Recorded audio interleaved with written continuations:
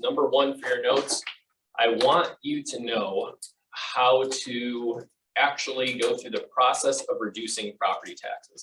How many of you have gone through that process before? Handful of you. You look confused, Paul. In terms of doing it in class or actually sitting down and doing it with ourselves or our client? Doing it with the Board of Revision. That's the question I'm asking. So how many of you go ahead and raise your hands again if you were at the Board of Revision. How many of you were successful in reducing your taxes if you were there? Many of you. Okay, very good. So yeah, the second part of what we're trying to do today is communicate to our buyers and sellers on what is about to happen and how we can create value for them. Last year, I told the story of an expired I called, and I literally, one of my value propositions to him, I noticed real quick while I was calling, I was doing a bunch of research live on the phone with him, and I said, if I can save you about $7 grand a year in your property taxes, is that something that would entice you to meet with me? What do you think his answer was? Yes. We actually handed him a check for $7,000, or I should say. It came in the mail to him, and he sent me a photo of it. Do you think he wanted to reduce my commission? No. Not only does that affect him, who else does that affect? It affects all the homeowners in their neighborhood. Actual potential Because- buyer you would sell it for. Both of you are correct. Both the neighborhood nearby, and why does it affect the buyer? Right, like, you know, the payment, once the payment's gonna be lower. Yeah, we're going to talk more about that and how to basically calculate that. We have about 2 hours today. Normally I go like super into detail about like how to argue at different levels. I've done maybe 150 or 200 of these. I have only lost 2 out of all of those, and those were more or less just me trying different things out to see if it would work. The reason why I have such a high success rate isn't because we're working magic. It's because before I file, I know if we're going to win or not. So I only file the ones that we know we're going to win. And that's the real key, is being able to identify that for our clients so we can help them. But we have a big change coming up in our industry that nobody's really paying attention to. I'm going to move this iPad a little bit. Are we live on Zoom? No. Just recording. Yep. Good. Okay.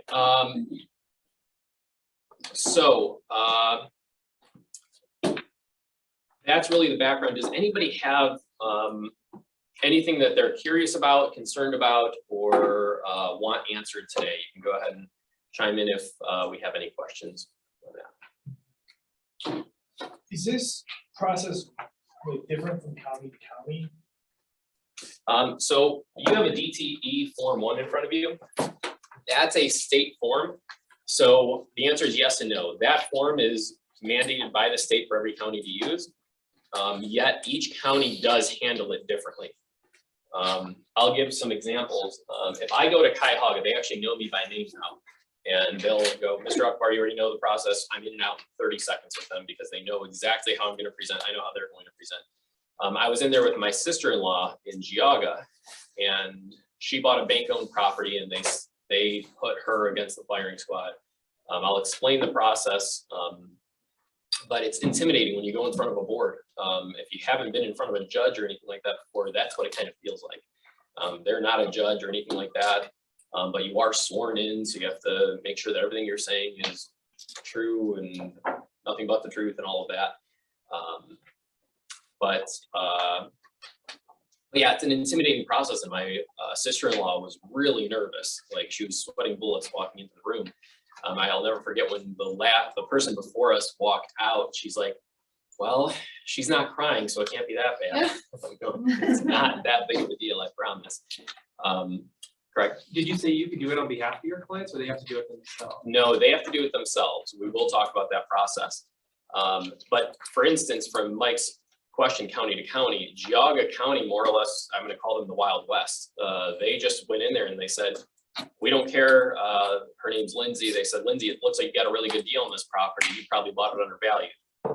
The reason why they are trying to prove that point to her was, if they can prove that it was sold undervalued, what does that mean for the taxes? They're probably on the low side. They're probably on the low side. So they were trying to get her to admit that it was low. And honestly, it doesn't matter what she says about what she thinks. Is she an expert? You don't know who she is, but she's not at all. She's a nurse. It has nothing to do with real estate. Even if I'm a licensed agent and I know what I'm doing and I testify that I think it's undervalued, it doesn't matter. We're going to talk about that. We're going to talk about the only evidence that they really care about. So yeah, Geauga County though did tell her that she's wrong, even though I provided all the evidence. I did exactly the same thing that the higher courts actually mandate. I've been to the 8th District Court of Appeals. I've been to the BTA, which is the Board of Tax Appeals, and I've also been to the Supreme Court over this. And I've won in all of those. All of those cases actually were won, but we're going to talk about what those facts are that we have to submit, that we have 100% foolproof method if the property fits that criteria. So we're going to be able to identify that today. So let's start with the basics. How are property taxes roughly calculated? I want us to all imagine $100,000 house because it's an easy number to run. What are taxes approximately on a $100,000 house? Like 3,700, 33, between 3,000 and 4,000 in Cuyahoga County for 100,000 of property value. Yeah, anywhere between 2.5% and 3.5%. Usually the areas that have lower purchase prices have a higher tax rate. If you're walking into $1 million homes, usually their tax rates are a little bit lower, except for Shaker Heights, I feel like. So that's just a real quick rule of thumb. So if we can prove that the value is less, what happens to our taxes? It goes down. So all we are trying to do at the end of the day is reduce what the county believes the home is worth. They're gonna, at the hearing, they're gonna try and throw all sorts of information at you. A couple of things that they do throw at you. Number one, they'll throw out comps that are just random comps. And one trick that they often use, and you have to watch very carefully. I bring my laptop with me. Now they're on Zoom, but I'll pull them up and actually look up the parcels. They're just using transfers. Do properties transfer sometimes without a buyer and a seller? Why would they transfer?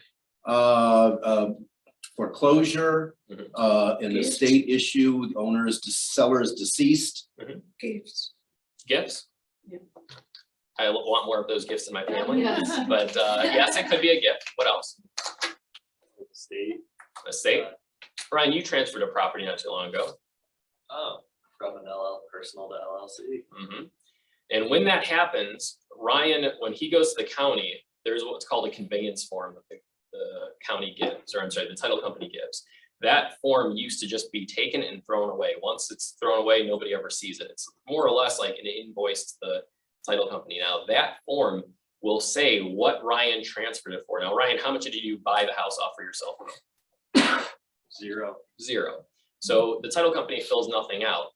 What does the county do? They'll go off the tax number that they had. Maybe they think maybe Ryan never contested his taxes. I know he did. But let's say he didn't. And they think the house is worth $120,000. They'll show that as a transfer. And then I'm his neighbor, let's say, and I'm contesting my tax. And they'll go, well, Ryan just sold this house next door to you, just went to an LLC for 120 grand. Is that a real arm's length transaction? Would we use that as comparable? One of the easiest ways to spot those is if they're quit claim deeds, because I'm assuming that's probably what Ryan had the title company do. So you do have to think quick on your feet if they are contesting it, but even with that formula and them pushing back, we're going to show some facts because they're really trying to just throw some shiny objects at you for you to grab on, because we're going to show a foolproof method about that. So again, our main purpose today is to figure out how to get the county to believe that the house is worth the least amount as possible. On that note, our properties, our appraisals 100% accurate. Why are they not 100% accurate? Because Because they're subjected to the person who's doing the appraisal. It's their opinion. by definition, it's opinion of value. Exactly. So the county auditor's opinion of value gets superseded by what's called an arm's length transaction. Who knows what an arm's length transaction is? Only within the last 3 years. Buyer and seller on the job. The real definition is exactly that. Ryan is correct that we're going to be talking about 2 to 3 year statute, but they allow for arm's length to qualify for value. But that's the reality. What is better, an appraisal or a recent sold home? We believe the recent sold home tells us what the market says. Exactly, because if we know what that sale is, the neighbor that's trying to use the appraisal is using that as a comparable to try and value what their homes were. So I'm just giving some basic information now. We'll go a little bit deeper into this. The next item we need to talk about is what tax year and what is called a tax lien date. So I want everybody to write down tax lien date. It's a very confusing term unless we actually describe it today. That is always January 1st of the payable year. January 1st of the payable year. Right now, we just paid our, in Cuyahoga County, I think it was like due yesterday. Anybody confirm that? I know it was due this week for county taxes for Cuyahoga. What was that It might be today. today? The sixth, it was the sixth. Okay. When it comes down to that, when were we paying taxes for? For first half of 2022 is what we paid recently. If you don't understand that, I recommend that you do some research and really think about that. We talk about this often in coaching when we're doing net sheets and figuring out what that is. But Paul is exactly dead perfect on the first half of 2022. Now the tax lien date, that means the payable year that you had was what? For 2022 is what we pay. In 2023, we paid taxes 1 year in arrears. Correct. The payable year is actually today. So the payable was February 6th. We are paying for the first half of that year. So if we're looking for that year, it's January 1st of 2022 that we're allowed to actually contest now. Does anybody have questions about the tax lien date? What did you just say, that you contest it when? So we are contesting the date of January 1st, 2022 right now. That is our tax lien date. We are allowed to file a complaint. You can write this down, allowed to file a complaint through March 31st this year. The starting date, by the way, it's January through March 31st. So January 1st of 2023 through March 31st of 2023 is the only time slot you are allowed to contest taxes. If you try and file something on February 1st, number one, if you try it online, it won't even be allowed. And if you send it to them, this form that you have in front of you, and it's postmarked after the March 31st, they'll just go ahead and throw it out. So it is important that we're having this conversation, not on March 30th, but we're starting to have it now. Carrie and I were actually going to have this session a couple of weeks in the future, and then we said, no, we should probably get this going a little bit sooner so that everybody can do it, especially with family reunion. Any county in the state of Ohio? Any county in the state of Ohio. Yeah, and I'm glad you brought that up. To the best of my knowledge, my only experience is in Ohio, so I don't know how other states work, but I'm sure it's pretty similar. So just double confirms that you turned the form before March 1st for 31st. 31st, okay. Mhm. So for a year of 2022, For tax year 2022, okay. for which the- we already have started to pay. Okay, So then the way to think of it, not only do we pay taxes in arrears, but if we want to contest them, we contest the taxes 1 year in arrears. Correct. Eric, can you talk about the tax lien date again, give the explanation on it?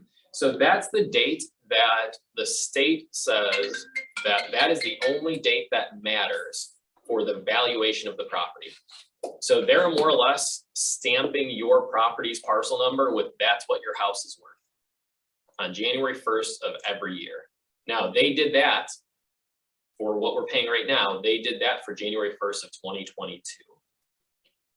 They don't care what the house was worth December 31st of 2021, and they don't care what it was worth January 2nd, 2022, which we're going to talk about if we go the appraisal method, how important it is to cross your T's and dot your I's with your appraiser. If your appraiser is not experienced, we have an issue. I recommend talking to an appraiser if you're contesting with an appraisal with an experienced appraiser. Did I answer your question about the tax lien date? Yes. Perfect. All right, everyone understands what the timeline that we have to contest is. Perfect. I'm sorry that this is not as much fun as most of my sessions. Like this is a very black and white session. Not the most fun, but there's a lot of advantage. And again, there's going to be a massive, I shouldn't say this, there is a possible doom and gloom coming to our market that nobody is talking about right now, which we'll show here shortly. I don't know how the state's going to hold this, but they have the opportunity to take a ton of money from homeowners. if they choose to, and I'm gonna be very curious because I've never seen this before. So the question I have written down here, when taxes go up, what else goes up with taxes? And I want you to think at a very basic level. Monthly payment. That's exactly the question that we're looking for. Monthly payments are going to go up. If monthly payments are going up in general, now not only is it the current homeowners, but to your point as well, I'm sorry, your name? Ally. Allie. To Allie's point, it affects who else? The buyer. The new buyer. When we call Sean Hadley for a loan, he doesn't only pre-approve us for a monthly payment for our income and how much debt we have on our cars, he's also pre-approving us, including what? Principal, interest, taxes, insurance, the Right. whole monthly note. Exactly. So it's going to be affecting property values in the future. I'm going to pull up some examples, and I'm happy if anybody has any like questions of like recent family or recent sales you've had that could be a problem. Mike and I just had a discussion about somebody that he helped out, in my opinion, a tremendous way, at least letting them know before making an offer that there could be a potential serious concern, and we can really protect our buyers that doing this. But yeah, it's going to be affecting what a buyer can actually afford. Now, are buyers paying more in monthly payments than they are right now than they were a year ago? And 2 Yes, years ago? interest rates are higher than they were a year ago. Significantly. Price are high too. We've lost about 30% of purchasing power. I want you to really think about that. What's a normal monthly payment that we're seeing our buyers typically pay? $1,800. $1,800. So if they're paying $1,800 3 years ago, they are now buying something. What's an $1,800 a month payment buy? About, I think about 220, 200. 220, 250, 200, depending on taxes and all of this. Well, let's say they're at 200 for easy math. They are now losing that same monthly payments. They are now approximately at $160,000 house. No, 140. Yeah. Right? 30% would be 140. Think about the difference in the quality of home between 200 to 140. Is that a significant difference? Yes. We're about to see about that same change, if not more. We're going to lose if they really want to target us, and we'll show some examples of that. Again, we don't know how the county is going to do this until about a year from now in the highly affected counties, but something to consider. So we all understand that as taxes go up, we're going to have to reduce our property. So let's go over the actual DTE Form 1. We'll do this very quickly. Now this, I have a question real quick. yeah, Is there any chance that they could be any worse off? Like the county may be saying like, oh, not only, we think we had it wrong and it's actually gonna go up from where we had it. Like kind of getting it under the microscope. definitely, yeah. If you can test these and you're wrong, which is why I said 150 or however many I've filed, I've only lost on 2. I make sure, especially the ones where I'm like, yep, I don't want this one going across because it's nothing but bad news. Yeah. And that's honestly, unfortunately, the majority of what we're seeing right now. That's definitely a cause for concern. So yeah, that as soon as you open this up, they will caution you. If you walk in here and we think your house is worth more, we can argue it and make it worth more. So yeah, we don't want to just blindly contest these. Great point. Does everybody understand what he's saying? Okay. So grab your DTE Form 1. I don't know that, yeah, it does say that at the top left of this form. Go to your county, you should write this down on here, and we'll do some quick calculations. What's it stand for, DTE? No, you'd have to call the government on that one. Wait on hold and let me know. Department tax, Don't try DTE. ever. Department of Tax. Department tax and something. What is it? I'll Julie? come up with something cute for you Department next of year. Tax. Department of Tax. I don't know what it means. Yeah, not sure. We'll have to look that up. Okay. Anyways, so right at the top, it says original complaint or counter complaint.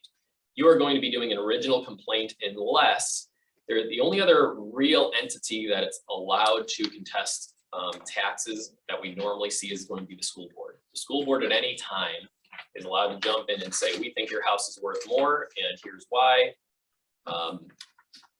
And they, then you would be filing a counter complaint to tell them why it's not correct. Now, if you are getting any mailings, make sure that you are paying attention to them. You can email that to me and we can have a discussion about what that looks like. It's really weird because Jeff Longo and I were talking 2 months ago about this, something like that. And the next day, Jeff got a mailing in his mailbox. So I expect everybody else to get that tomorrow in your mailboxes that your taxes are going up. It's just very odd that Jeff and I were talking about it the next day it came through. But anyways, pretty simple. Line 1, owner of property. You write down the exact name of the owner of the property. Can you go back to the top? So first tax year would be, if you're doing this today, it would be 2022.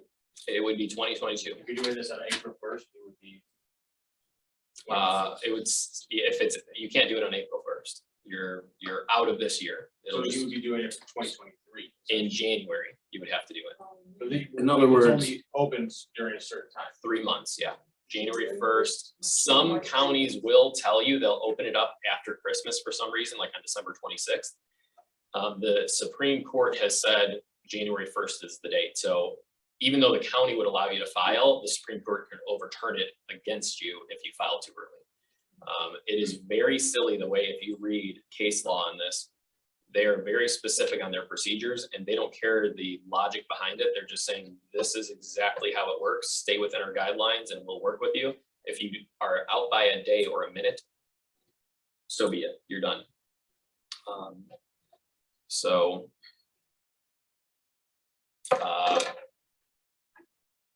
So yeah, anyways, great question on that, but up there at the top, those are normally going to be filled out by the county, not by you. Don't fill this out. The majority, I want you all to be filling this out per county. If you have the ability to fill it out on their website, which most counties do electronically, it has a foolproof method, so you can't make a mistake or make at least less mistakes. I recommend doing that. If you pull up the parcel, it automatically puts in all the names of the LLCs, proper commas, and so on and so forth. You should write down, you are not an attorney in your notes. You are not allowed to file these on behalf of your clients. And it does say on here on line 3, complainant's agent. They are not asking for you as a realtor. That's not the agent they're talking about. If you're an attorney, you can work on behalf of your client. That's what they're talking about, Mike. Properties in my wife's name, does she have to do this or am I? That was my Supreme Court issue, because I filed with my wife. My wife filed in her name, then we transferred it to the LLC. Right. Well, we're married, and we were married at that point. And they argued that I had interest in the LLC. Well, Jill is not a part of the LLC because I created the LLC before we were married. And the Supreme Court said, no, there's no relationship between Transworld Investments and Jillian Uchbar, so you are allowed to file twice. The answer is, though, for your case, if it's in your wife's name, yes, you can file. At least I have not had a challenge doing that with Cuyahoga County. I've never contested that specific case in higher levels. I would encourage you to have your wife actually click the send button. And then if she can be on for the hearing, it doesn't hurt. But I've been through the hearings just by myself and they've said, you don't need to. I asked them, like, does my wife need to be here on it? And they say no. Yeah. All right. So all I am doing is filling out owner of property and then the street address, city and zip code. Now that city, street and zip code are going to be your own where you, so if it's an investment property, Jade, if you're doing this, you would put your house in Kirtland as your address up here, and then the parcels on line 6, you're going to be putting the parcel number and the address of the property you're contesting down there. So you can call that the subject property, and you can put your mailing address at the top. You do want the telephone number, email, and contact person. Confirm that that email is correct, especially today. You need to make sure that that email is dead on. Is the mail service very reliable today? No. Yeah. not at all. And certified mail, which is something we'll talk about here shortly, certified mail no longer has to be signed by you for it to be considered delivered. It can be signed by the postman and he can throw it in the garbage can that's close to your mailbox if he wants. So we don't know if it's delivered. We don't rely, when we can test these, we actually monitor them like once a month, and we just type in parcel numbers on the website, make sure that we are checking and seeing if a date has been scheduled for a hearing. Principal use of the property will fill in automatically. That's a special code that is in your tax records. It's like 7100 residential.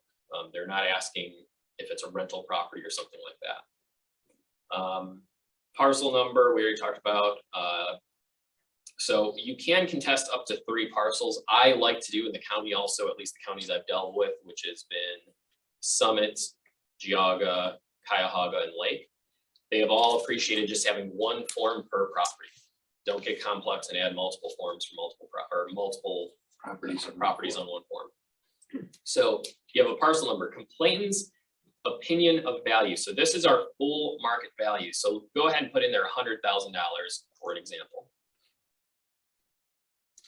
Now, column B is the full market value, and this is going to be the current full market value. Where would we get that? From Realist, from the county's listing, or from the tax bill. Correct. Mainly, I want to go, Realist is 95, 98% accurate. I want to go right to the county records. So go to, you can Google county auditor, Lake County auditor, Cuyahoga County auditor, Stark County auditor. They all have a real property information area. A lot of them are very similar to one another. I'm sure they use the same database. Type in the parcel number and look up that year's tax valuation for what year are we looking? 2022. 2022, exactly. So then you would write in there, let's say they're contesting 130. Now, if that value on this example is 80,000 that I pull up, what am I doing? You shouldn't be doing. I'm stopping what I'm doing.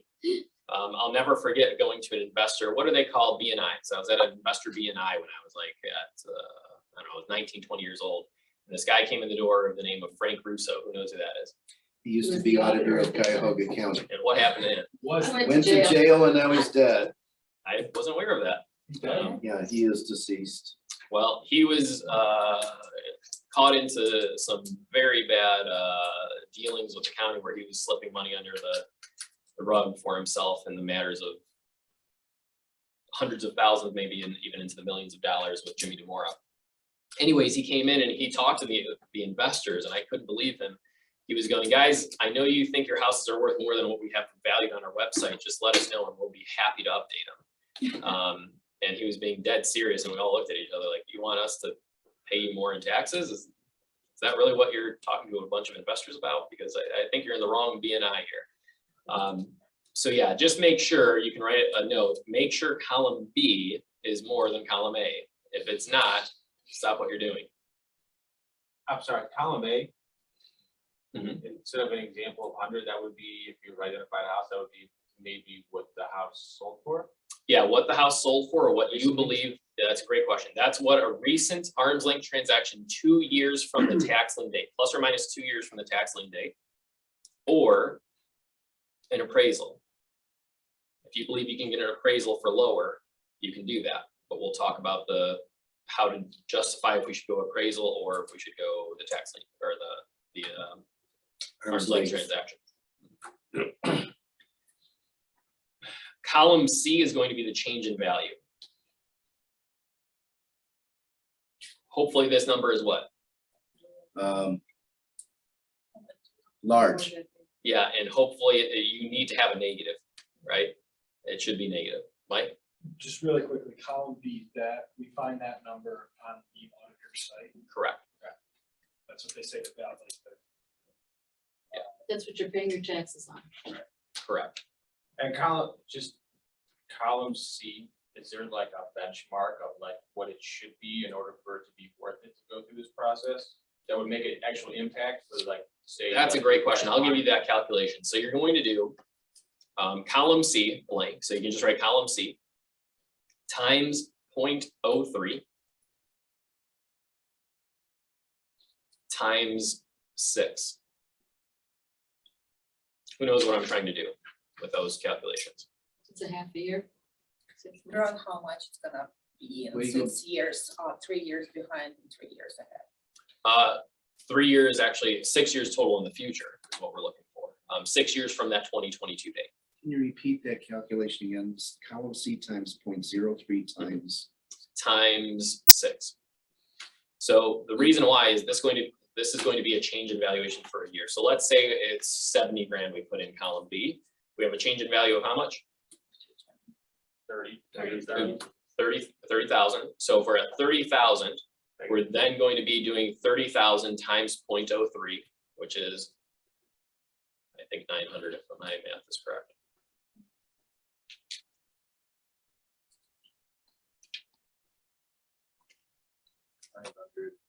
So we have $900 times 6. 5,400. So your total valuation to change this is going to ride out for 6 years total. I'll explain that you're actually going to see an increase in the next 3 years after that. And we'll talk about that next, but that is the total savings for going for that hearing because it lasts approximately 6 years. It's actually 3 and 3. It's going to be 3 years that it's going to be locked in at that rate. And then another 3 years that we're going to see they're going to do a bump in valuation, but it's a percentage across the county more or less, or in your area. So they might just say, this house in 3 years went up, or this area went up 10% in valuation, and it just gets added on to that number that you had before. But even though it goes up, it's still a savings because you reduced them prior to. Or if you wouldn't have, it would have been 10% on top of the $100,000 number. Any questions on that? Just that like standard 10%, can you fight that? Like, hey, I know that Same Cleveland way. went up 10%, but my house didn't for whatever reason. Yeah. That's something you can dispute. Yeah, so it's not actually by city, it's actually by specific, like, it's weird the way they draw their maps. Like, they're just gonna say like, all of these homes are about the same square footage, and they'll draw this goofy looking shape in an area and go, this part of Cleveland Heights went up 0. This part of Cleveland Heights went up 20. This part of Cleveland Heights did whatever. But yeah. What do they base that on? Crime? No, I think it's just a matter of what they see in valuations in the area. What transfers they've seen, they're doing whatever they can. Now, that brings us to I'll clear up your question in this next answer. I want you to take out this sheet. I want everybody to thank Jade Zivko for finding this for us. What this is you'll see at the top, we have reappraisal. And update counties. So you can write down next to the update counties, those are what we call reevaluations. That's the percentage bump. Now, throughout the state, they do all of these at different times. Now, right now, we are looking at our 2022 reappraisals and then our 2023s here. Now, these are exact dates. So our 2023 reappraisal, you will see is Geauga. So that's a January 1st, 2023 payable in 2024. I just had 2 months ago, I came out in my driveway and my father-in-law is speaking to some guy from the county auditor site. Why do you think the guy at the county auditor site was driving around my house? He wants to know, and I came out quickly and I said, how can I help you? What's going on?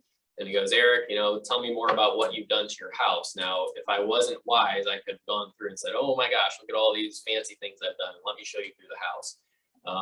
We have not done very many updates, but I was very clear. I said, we haven't done very much. We painted and we put down carpet, and that's really what we have done. Our building outside is being rebuilt as we speak, and that's actually why my father-in-law was actually doing some work on it.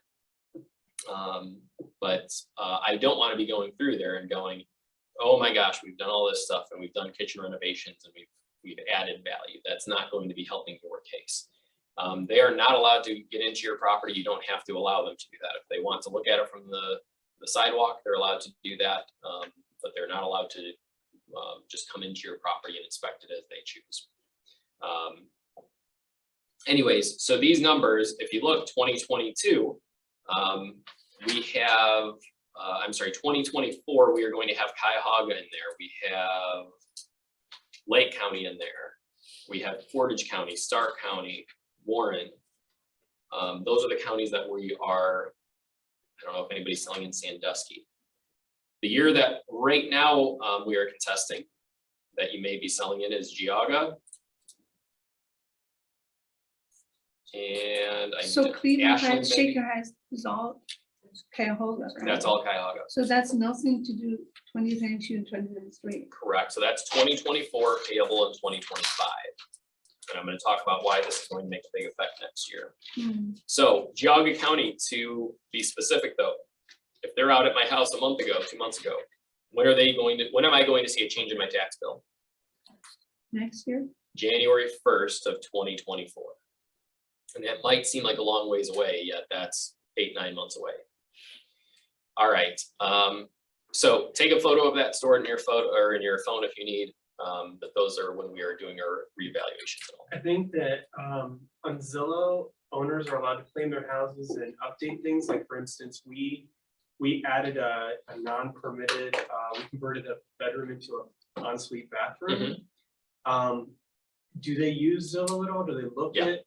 do Yeah, look at they that will be stuff? pulling that up. So when you have your hearing, they now have, if you go in person, there's usually a big TV behind them. They're gonna be going, hey, it looks like you did some updates. Let us know what's going on. They also sometimes check with the county to see what permits you pulled. Now, the way the state looks at it, improvements are only considered valuation changes if you add square footage. So if you're just doing updates throughout the property, they'll ask you questions about it, but they can't add value to it unless you have actually added square footage. That's the way the county reviews it. So yeah, great question, but yeah, they will pull those photos up and they can use that to contest your appraisals. They're usually using that to document that in the future, if you had an appraiser go through and you used old photos, they could say, wait a second, something's not adding up. That appraisal was done prior to these photos being taken. Yeah, I would highly recommend that you don't add any extra photos on. I haven't seen them use social media or anything like that, but the more information you're putting out there, more information they have. The other items that I have not seen contested, they could possibly contest like a pool or something added on, something like that. If you add a building, if you add a structure on your property, that's still some type of square footage. I could see them arguing and saying your house is now worth more. All right, any questions on that? I have a question. Mhm. So I think our square footage of our house changed after they must have done like a Google shot or something, because we have a sunroom. Mhm. But, 3-season or whatever, it doesn't have heat, so it's not usable all year round. But it looks like it's more square footage, and we're probably paying more taxes because of that. So that's a great question. A lot of people say, well, Eric, I don't want a house on it. Who's heard that like corner lots get taxed more? Or I don't want 40 acres because I'm going to get taxed more. Yeah. The reality is it all boils down. They don't look at per acre or that you're on a corner lot. What they are doing is they are saying that your house is worth more because it is a certain location or something like that. Now, square footage is the same thing. They're not saying, oh, it's price per square foot. What they are saying is you might have a bigger house and we're going to reanalyze it the next time it comes around. And yes, the more square footage you have, probably the more price that is going to go up. Just like an appraiser would look at any other house, the bigger house is usually worth more. So, but I would have to look into your tax bill specifically to see when that happened and when I could look and see they updated your house. So, all right. So let's go into some actual numbers here. And I'll show you, when we started this session years ago, the whole conversation was, guess what? There are a bunch of investors out there that are buying houses for $20,000 that they have valued at $100,000. And we were able to get our tax values down in a big way. I'll show you an example of that. And if it comes up, again,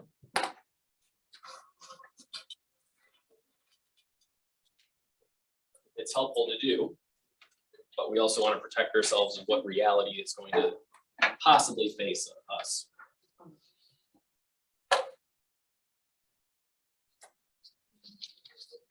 See if this thing links.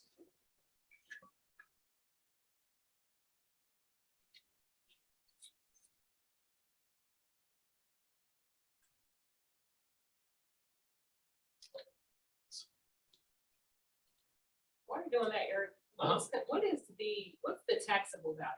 What is that? So that's a 35% number. Where did you see that? I was just on the auditor side looking at a house. That's very smart. Now, sometimes the county will get a confusing form, and if we have time, we'll do it online.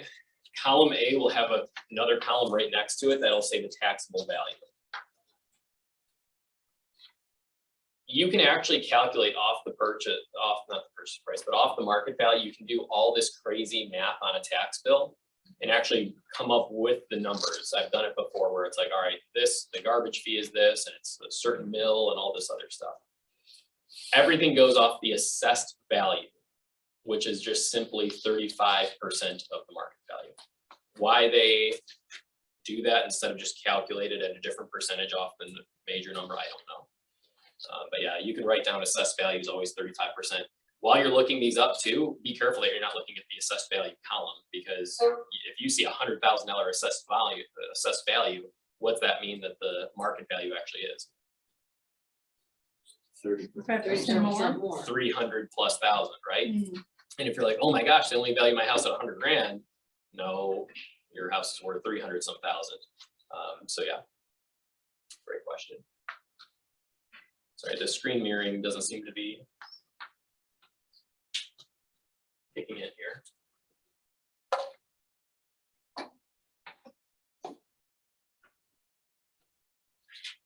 See if we can plug this in. If we can't do it, I'll shout out some numbers. I just like to show instead of tell you guys.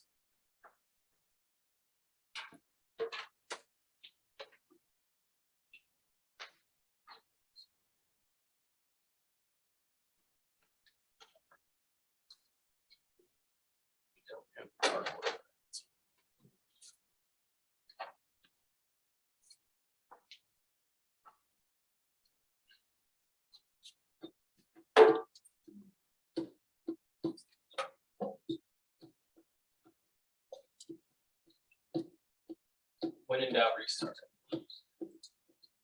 So the biggest negative impact you feel, Eric, is in a year, everything's gonna get reassessed, so everybody's taxes are gonna be going way up because of how much more they've paid. Right. Previous couple of years. Yeah, and we'll pull up those examples. If you have laptops too, I would encourage you to follow along, even if the screen mirroring does kick on here in a moment.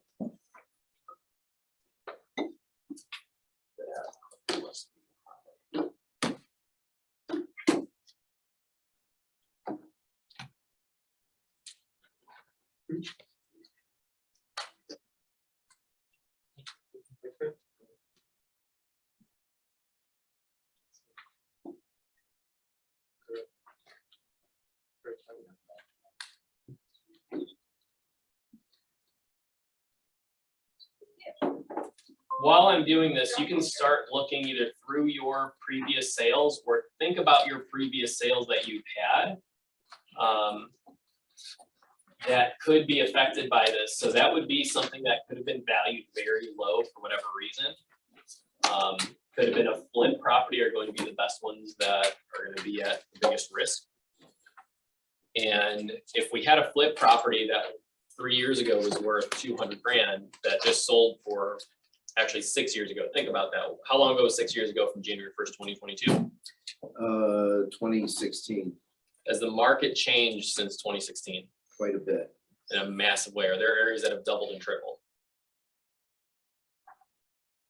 Let me ask you this. Are there homes that have gone tripled in value from even with the condition that they were in? Could there have been a house that was 100, 200,000 that is now selling for 550, 600, Yes. right? Those are the ones that we have to be concerned about. And it looks like we might have to adapt here because this doesn't seem like it wants to work.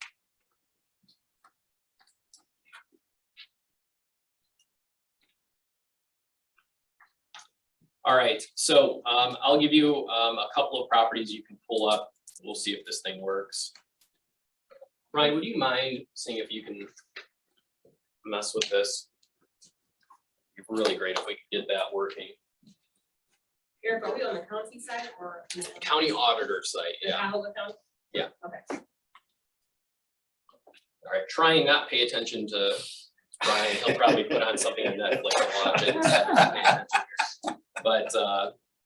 But I'll give you a couple of addresses. The first one would be 1500 East 204. This was one that I contested at the county level. They had it valued, tax summary by year. If I go back to, Oh, come on. The 1500 East 204? yeah, 1500 East 204, that's Cuyahoga County. No. So you could. This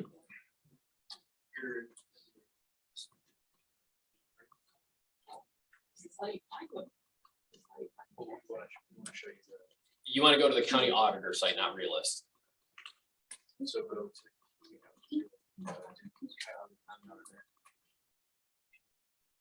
Anyways, if we look, this was a duplex that was on the market on the MLS for, I don't know, 3 or 6 months, couldn't sell at 10 grand.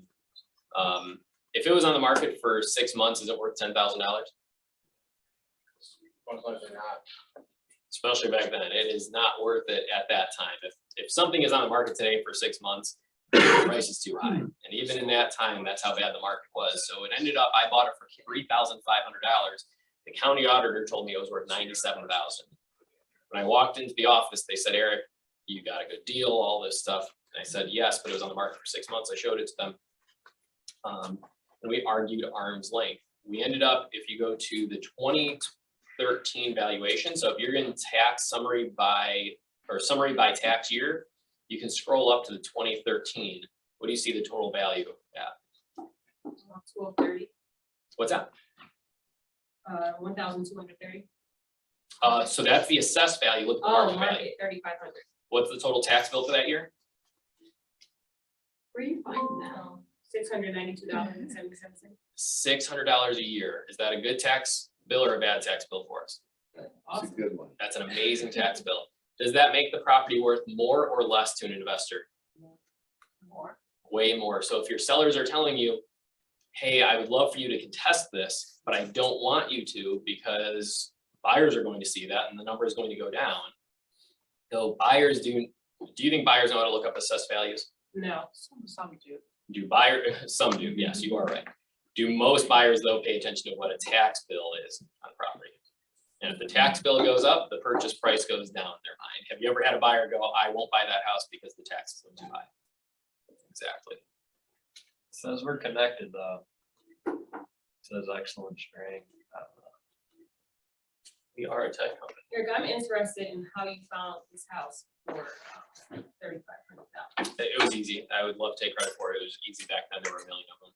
If you want to like have a fun night, go back and look up all the properties that sold in these areas. Euclid, Cleveland Heights, Shaker Heights. Look at what sold. Look at what sold in 2008, even 2006 through 2012. And look at the bottom sales. You'll go through. We used to go through pages before we got into like 50 grand in the MLS. We'd go through like 3 or 4 pages. They were out there everywhere. It was just overwhelming. And the problem was, could you get a loan on these properties? Even if they were worth 40 grand, bank wouldn't loan you. If they were in good condition, bank wouldn't give you that minimum loan amount. So you had to be buying in cash. So a lot of people were pouring their cash in and they couldn't buy any more. So they would just sit out there and there was no bank giving loans to anybody then.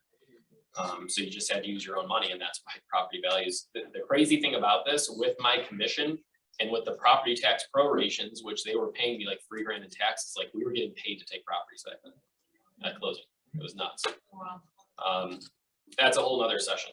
That needs to be a session. I'll call it the good old days. So when we talk about the market crashing, by the way, no, I appreciate you trying, right? When we talk about market crashing, who's heard that the market's crashing?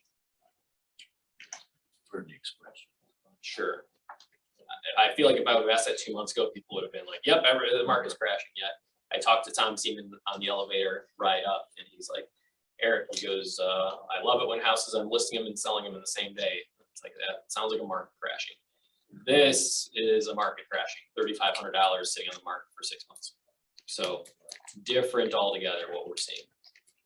All right, if you have your laptops, and why don't we, if you want to, like, share your laptops with others, like show your neighbor what you're seeing, if you don't have your laptop with you. And then we're gonna have a fun one, and actually show an example. We're gonna show an example of somebody who bought a house and actually show how it comes their taxes.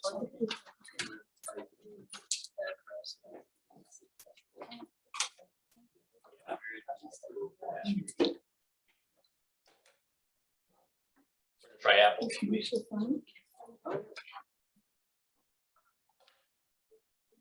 All right. So I want you to pull up on your computer, and actually this is probably even better than you guys watching me on TV because you're actually going through the motions. I've done it myself, so I know exactly what it is. All right. So if we go, I want you all to go to your MLS and go to search. MLS search. I want you to type in for the city Chagrin Falls. So residential, you want us to do?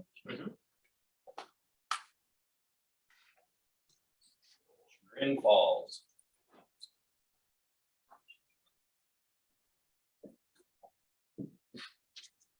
Now, I want you to search everything that has sold in the last year. Between 400 and 1 million.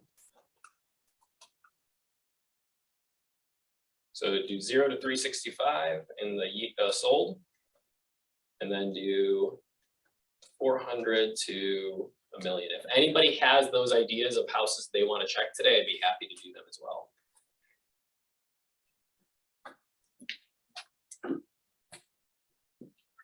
How do you do 1 million? You just type in 1,000. Yeah. So it came up question mark, something wrong. Hey, look at this. Maybe mine. 251? Yep, 251 properties. We might get this. Let's see, look at that. All right, you guys see that? Maybe $100 more. All right, so we should have, if you did it right, we said 251 properties. So let's see if we can find any contenders here. That would be a good one here. Contenders for what? What are you looking for? I'm looking for people that are unaware they're about to get their taxes increased, that we should be, if they're our clients, we should be cautioning them. Here's a good example on Solon Road in Chagrin Falls. Let's see. So all I'm going to do, I found this subject property. I'm clicking on the parcel number. Which one is it? How far down is it? That's what I was saying, that's what I was gonna ask. 568 Solon. How did I what? How do you know it's a good property? Price? Exactly. I'm looking at the sale price. Does that look like a $475,000 house to you? What's the square footage? 568 Solon Road. Which, do you know which number is on this thing? 15? 78 on the list. Oh, Where are you seeing 15? Now, I don't know if I'm right yet. We gotta check No, what it the probably does not valuation look is. like, okay, but they're- okay. Yeah, this is Cuyahoga. The market and value improved is how much? 287. Is So that's that, supposed to be 35,000 of market value. no. This is our assessed value here. Now, where did you get this, property details? Back on the auditor site? All right, let's hold up here real quick. Let's get everybody's attention. All we do is click the parcel number. Oh, the parcel. That'll bring you to the realist, which, do I trust realist? 95%. 95% of the time. It's enough to do our research here. The assessed value is this. What is the assessed value? 35% of market value. Why they do that, I don't know, but that's it. So don't be tricked though and be like, oh, look, they're way undervalued. Don't touch that. No. They're valuing the house, I'm sorry, here. Total market improved is, 287.3. I'm sorry, market value total is 287. Do you think that the county has room to push that bill up? If they look at what it just sold for in 2022, they're gonna say it just sold for 475. Yes, they think they 475. do. Approximately, is that double what they have here? Yes. Yeah. Their tax bill is approximately going to double. So let's do that math. It's not exactly double, but it's $8,000 that they're adding to their tax bill. Let's even just say, for the sake of conversation, it's a little less than half. Let's say it's $7,000. Does everybody understand why I'm doubling the tax bill? Because the recent market sold price is roughly twice what is on the record per realist of the improved market value of the property, total market. Correct. Does anybody not understand that? Say it again. So it's sold for 475, but the county, When we went to realist, we saw that the total value of the property improved was 287. 300. So we can actually do some math and check the percentages, but that's approximately double, right? So we're saying there's a $7,000 a year gap there. So we do $7,000 divided by 12, their monthly payment is going up $583. Why have we never had this problem in Cleveland, Ohio before? Bears didn't appreciate that much in Cleveland. We never have seen in 6 years properties go from was that house, if you were in real estate back in 2016, could you see that house selling for 287? No. In 2016? In 2016, yeah, absolutely, it would sell for 287. Can you see Oh, I it selling for thought 287 today? No, Absolutely not. I thought you were saying something or something. It's just- Right, not, if I did say that, I apologize. But yeah. Could we see it selling for the 287? Absolutely back then. And if back then, if we were to assume appreciation of 4%, which is typically what we saw for many, many, many, many years, we would be seeing this property today, we would have expected it to be worth 320, somewhere in that range. Is that going to affect your monthly payment very much? Not much at all. Let's keep going here. I bet we can find some. So I guess in this example, they'll be notified in January of next year, right? So this is, so it depends on what area we're talking about, because actually I just borderlined it, even though it's Chagrin Falls, this is actually Kenston and That's Geauga. Geauga. but Oh, you see the But the leading up last to one, this evaluation, which is in 2021, the 2 years prior, they had a reduction. correct. Yeah, which we have a new assessment value, but to Pat's question, The first one we looked at is what my question was. So that was Cuyahoga County, right? right, So then, would you suggest reaching out to them now or waiting until like? Yeah. I mean, what? yeah, so if we look on here, Cuyahoga is the fourth one down in 2024, which means their payment will go up when? In 2025. 2025, yeah, they're gonna get mailings next year. If you wanna contest, now's the time to start contesting. You cannot throw those out. So you should be contacting your clients now. If they're in Geauga, they're getting mailings here sometime this year. Before January 1st, because that's when the actual change is going to happen. They're gonna notify all the residents, they have to do this by certified mail and all this other stuff. And then you have to have a time that you can argue those taxes if you want. Whenever they have a change in valuation, forget what we talked about contesting. The January 1st through the March 31st, they're gonna send out mailings and then they will specify on there how long you have to contest the new valuation for the following year. Right? So if they're getting mailings, just tell them you need to contact me. If you're worried about your taxes, you need to contact me. We have heard prices and all of this are going up. Yet I just gave you an example of, what did I say, $550 a month? Is that right? Does that affect the buyer that's going to be buying a property? If you ever read our property disclosures, does it say if you have assessments that are coming up that are changing in your county, do you know of any and write them down? I've never had anybody fill that out because it's always been insignificant enough that nobody cares. The moment that your sellers start to get these notifications, what happens to their property values? it'll probably go down if they have to, if they're Taxes. obligated to disclose that they've received notice from the Board of Revisions that their taxes are going up. They're obligated to disclose that, and the buyer would wanna. So I'm they- seeing they a would- shaking of a head, no. Go ahead. You're They not would- obligated, it's not on disclosures. So that is on the disclosures. It actually says any assessments or anything that you've been notified that are going up. Assessments? Even if you know the taxes are going up, it should be disclosed. 'Cause Now, if you live there and say, for example, they just voted on something, either a city issue or a school issue, you know the taxes and it gets approved, you know the taxes are gonna go up. right. Now, if you're smart, like Mike Arco is in the back, Mike, you called me about what? Oh, the other day. Mhm. Just a listing that it appeared there was gonna be a substantial difference in property value. Or the tax amount, please, like 20 grand. 20,000 a year, we were talking. In taxes increase? They valued a house that, we don't have to give the exact example, but it was an $800,000 valuation from the county. Yeah, $800,000 valuation, they had it listed for 1.8 million, and taxes were 19,000. 19,000. Yeah. And what was the purchase price or the list price? So list price was 1.8 Is that a substantial difference? million, I'd say so. Yeah.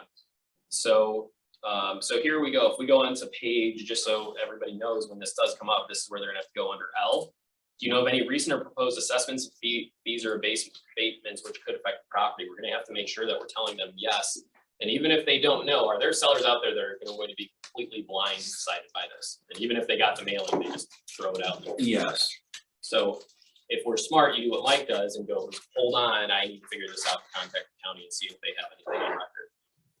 Can I give like an example, like for my, like ask a question, like an example? Yeah. of My houses, the value is like 230, it's a house that we're flipping. Mhm. We're hoping to get like 500 for it and Mhm. sell it. Mhm. Should I disclose that?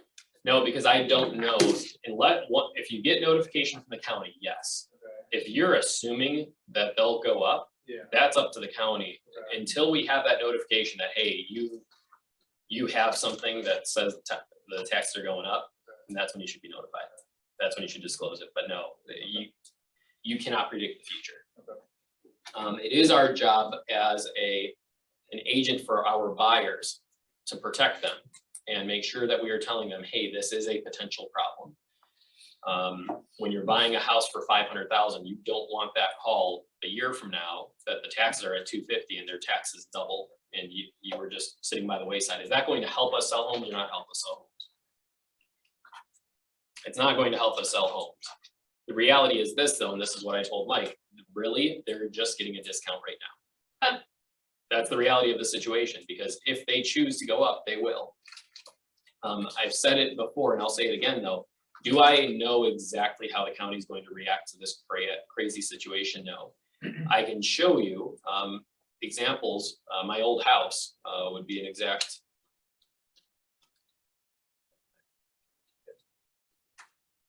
And how the county actually reacts to purchase prices. So I sold this back in 17 for $250,000. Let's see. Buyer's got a deal. Yes, they did. I should never sold my house. I always tell everybody, never sell your house. Buyer's got a deal, Eric. Unless it's March of 2022. March of 2022. On that first example too, you didn't talk about, this was on 3 acres of land. Doesn't matter. It's property value, what it's being sold for. It's all rolled in there. 250,000. What they raise it to. 250,000. Now, I don't have all the time to go into this, but look at what I was paying in taxes prior to that. I had valued that house valued at 95,000. Less than half of what it's presently marked up to. Correct. Now, I did my due diligence with that buyer and I told them, even though I didn't represent them, I said, hey, you're getting a super awesome discount right now. And here's what the buyer didn't do. I said, when you get that notice in the mail, what should you do? Apply to the Board of Revisions. Don't throw it away. Call me. Do you think he called me? No, He did call me like 3 years later when finally, pay more. not only was he paying more, do you think, who pays our taxes on most of our homes that we sell? The mortgage company. Do you think the mortgage company does this research every day? How often do you think they do this research? Every year. Once a year. What is that called? An escrow analysis. So you should write that down because this is what we have to be talking about. Hats on. It's like he was a lender. So if we have an escrow analysis done once a year, and let's say we roll right into November like this guy did. Nobody was checking taxes and his taxes almost tripled. So his monthly payment was $5,000. Oh, this is with that, we had a sewer assessment on there. Let's see.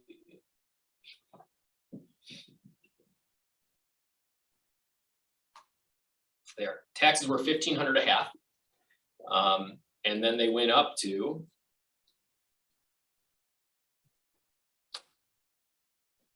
a difference of $3,000 a half. So it was about $3,000 a year that he was adding to his payment, which is approximately $250 a month. He ignored that $250 a month for a year. Right? Because nobody paid attention and the mortgage company caught this. Well, all of a sudden, not only is the mortgage company saying, not only is your payment going up $250 a month, Pat, what are they gonna do then? You owe us for the last. In arrears. 12 months. You write owe a us- check for that amount, or we can double it or figure it out. But you gotta Exactly, make up they're for gonna it. say, either pay us a check for the $3,000 shortage and pay us $250 a month, or option two is you're not just going up $250 a month, you're gonna go up $500 a month for the next year, and then it's gonna be bumped back down to $250 a month. We are seeing this when we're doing this with our $500 and $600 a month tax bills. These people could be going up to $1,200 extra payments for a year. Could that possibly put somebody over the edge that is buying a house at $500,000? Now, is this good news or bad news for us? It's bad news. It's, I'm gonna say potential bad news because I still don't know that the county is for sure doing this. One thing that I will tell you, any of the properties that I think I might be wanting to sell, what do you think I should be doing? looking into the tax situation before the fact. I think I should probably be considering selling them this upcoming year as well, if they're in Cuyahoga. Or the counties that are going to be doubling and tripling in value. But I'm paying attention to, like you said, Paul, I'm gonna look back and say, okay, what's the valuation? What's the realistic outcome? The other thing that we have to understand is that doesn't make as big of an effect as we might think. What else has gone up? Let's say we're in the investor world. What have investors been profiting from that are keeping them as rentals? Rent. Has rent gone up substantially? Yes. Inflation has gone up. So as I said before, we are more or less getting a discount now, but understand this is coming down the pipeline and potentially coming down the pipeline. If there is a property though, that you're like, oh my gosh, I've got one in Richmond Heights on Royal Oak I bought for $98,000. I wouldn't want to sell that because I'm still locked in my 2 years arm's length, which is what we're gonna talk about next. How we figure out, do we wanna go arm's length? Do we wanna go appraisal? And what forms do we have to submit? So does anybody have a question? I was have a question going back to the part where we're identifying properties that are under, they're trying to save clients on our, who we're paying. And you said, you're up, when you do contest this, you're up like, not so much in front of a judge, but essentially a judge and you're sworn and everything. And if question 12 says, if any improvements were completed in the last 3 years, you need to be truthful. So, you need to consider, you can't say I haven't done any improvement. If you bought the house because it needed, X, Y, and Z improvements, and you Yeah. did X, Y, and Z, but it's still valued like significantly less, you have to tell them that you made improvements. right? Absolutely, we have to be 100% transparent. Now, just like I tell sellers, if you spill a 5-gallon bucket of water in your basement, don't disclose there's water in the basement. disclose you spilled a 5-gallon bucket of water and you cleaned it up and it stained a wall. Same thing goes here. Don't over disclose and don't under disclose. Tell them what you did. I put carpet and paint throughout the entire house and remodeled the bath. You don't have to say, I completely demoed the bath, I put up new fixtures, I put up new tile, I did this. Like, remodeling the bath is, if they ask more questions, they can. But the reality is, those questions that they even ask, and you also, I always put, that's an optional question, you can leave that blank. But when I am doing this in front, I am being fully transparent with what I have done, but not also, it's embellishing the word that I'm looking for. I'm not trying to give them every detail, let them ask more questions if need be.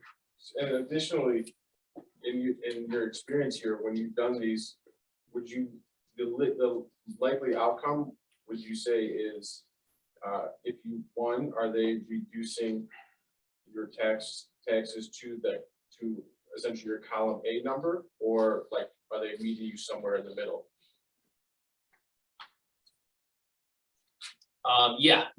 Great question. So his question is, are they agreeing with you, disagreeing with you, or coming somewhere in the middle? Normally, most counties are going to be just agreeing with you if you give the right facts. Every one that I've done, they're just hitting it the number right on the head. So, yeah, great question. And there are great deals. Like, you might be going, well, Eric, how could you possibly? Well, I was just thinking about, I mean, one I identified, I helped them buy it, it was like 160-some thousand. The Lake County has it at like 225. I mean, there's a significant enough gap there to make it like worthwhile to go through the process, but he also did a little bit of, you know, he also gave it a little bit of love and fixed it up a little bit. So I'm just wondering how much. Remember too, what the margin really is. with improvements, they won't value improvements unless you're talking square footage. They will ask you and they will pretend like they're going to make a change, but the reality is those improvements are only contested when, if they were done before what time? January 1st, 2022. That's what we're looking for. And a lot of the times we're contesting, a buyer bought a house in July of 2022. What was the valuation January 1st, not July? So it's important that when I do tell them when I did it, I tell them, hey, this property was improved on this date.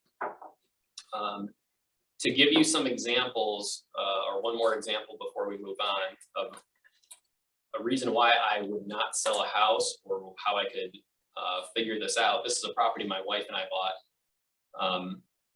I just contested it because I bought it at $98,000. This is the house. It's a 3-bedroom split level ranch. Probably, let's see, what are the, it's really a nice house, 1,800 square feet. And Zillow's estimating it around 203. I bet you it's probably worth 240, 250. But we were able to lock in this valuation at $98,000. I do not want to sell that house because it would be so hard to find another house that can rent the way it's renting, profit the way it's profiting, and still have such a low tax bill, because I have that, I'll call it a loophole, because I bought it at such a low number. It's another advantage in investing, that if you can buy something that's beat up, let's say you can buy a house for $50,000 that's all beat up, but there's one down the street for $100 grand. The $50,000 house needs 50 grand worth of work. If it's easy enough work, then I would rather buy the $50,000 house because I can test the taxes to the $50,000. I will win that versus pay the $100,000 bill. Any questions on that? Do you finance after that? That's actually a good question too, because they also look up the mortgages and they will Yeah. check. Normally I don't, but I have in the past, and they'll go, do you have a copy of that appraisal? And they'll say, will you send that in? And I'll say, no, you don't need the appraisal. I could even send it to them and it doesn't matter, because when was that appraisal done? On the day you were buying, on the area, time you were buying it. No refinance. Not January 1st. Great question. This one that you're showing that you purchased for 98,000. Mhm. Was that purchased during 2022? I want to put the dates that you were giving to it, We'll talk about that, but this was purchased, 21. yeah, 21. Okay, so the valuation for January 1st, 2022, Mhm. that is what's up there. That's not going to change. You seem to feel you're locked in for a few years at that 98,000 tax valuation. when is this property gonna be subject to potential revision of the market value? Check the sheet, January 1st of 2024. I have another question. Do you disclose it's in rental now? They'll ask you. Okay, Yeah, do they because- ask you how much rent you earn and trying to base the I've- value on the rent? Yeah, they used to fight me on that all the time because they would say, well, Eric, you bought this house on 204, you're renting it for $900 a floor. Mhm. And what is that approach called to appraisal? Income approach. And they would say, well, the income approach shows it's this. And what was my response? It's a Doesn't residential. matter if I bought it for X amount. Most importantly, exactly. And the second argument behind it was I could go down the street, buy 5 more for the same price. So. You're losing me there. The point being is they may make an argument that the income approach does not, the income approach is what an investor looks at, that, you know, you're making all this money off of property, how could it be worth $3,500? The Supreme Court has said, we don't care what the income approach is because a fair market valuation, an arm's length transaction is the best way to figure out what a house is worth. For instance, in that example, I bought a house for $3,500 that was on the market for 6 months. And there were 5 more down the street that were worth $5,000 that I could buy. Would you go out and buy my house for $90,000 because I showed you an appraisal saying that the income approach says it's worth $90,000, or would you buy the one down the street for $5,000? Getting bang for the buck, I went down the street for $5,000. And that's what the Supreme Court says as well. Okay, but then that one that's, we need to look at the sheet to find out when is that one that, even though the Supreme Court says that's an effective date of purchase valuation for tax purposes. That's why we're going with that rather than the income approach for appraising it. But we have to look and see when that county is up for reappraisal, and that'll clue us into when we're likely to see a bump in the tax bill. Exactly, and I'm grabbing a marker and I'm actually gonna write on this board. Give me one moment.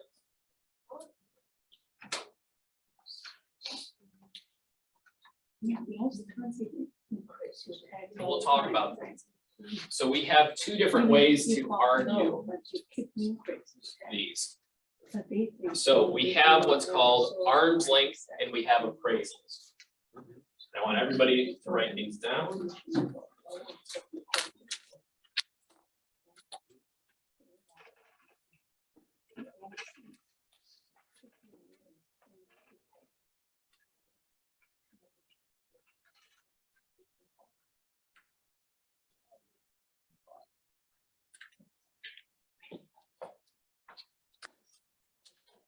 So first thing that you should write under arm's length, this always is the king.